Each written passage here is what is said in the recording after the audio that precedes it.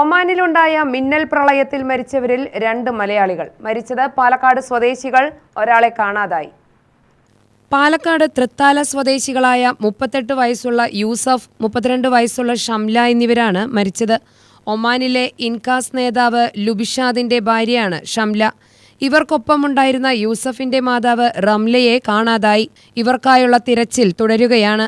യൂസഫിന്റെയും ലുബിഷാദിന്റെയും കുടുംബം ഒരുമിച്ച് പെരുന്നാൾ ആഘോഷിക്കാൻ പോയതായിരുന്നു. 4 കുട്ടികൾ ഉൾപ്പെടെ 6 പേർ രക്ഷപ്പെട്ടു. ഇവർ സഞ്ചരിച്ചിരുന്ന കാർ മിന്നൽ പ്രളയത്തിൽ അകപ്പെടുകയായിരുന്നു. കാർ പ്രളയത്തിൽപ്പെട്ട് ഒഴുകിപ്പോവുകയായിരുന്നു. ഇന്നലെ ഒമാന്റെ വിവിധ ഭാഗങ്ങളിൽ അതിശക്തമായ മഴയാണ് ഉണ്ടായത്. ജനങ്ങൾക്ക് ജാഗ്രതാ നിർദ്ദേശം നൽകിയിരുന്നു. മരണവിവരം ഇന്നലെ തന്നെ പുറത്തു വന്നിരുന്നെങ്കിലും ഇവർ മലയാളികളാണെന്ന് ഇന്നാണ് സ്ഥിരീകരിച്ചത്. UTV news, Palakkad.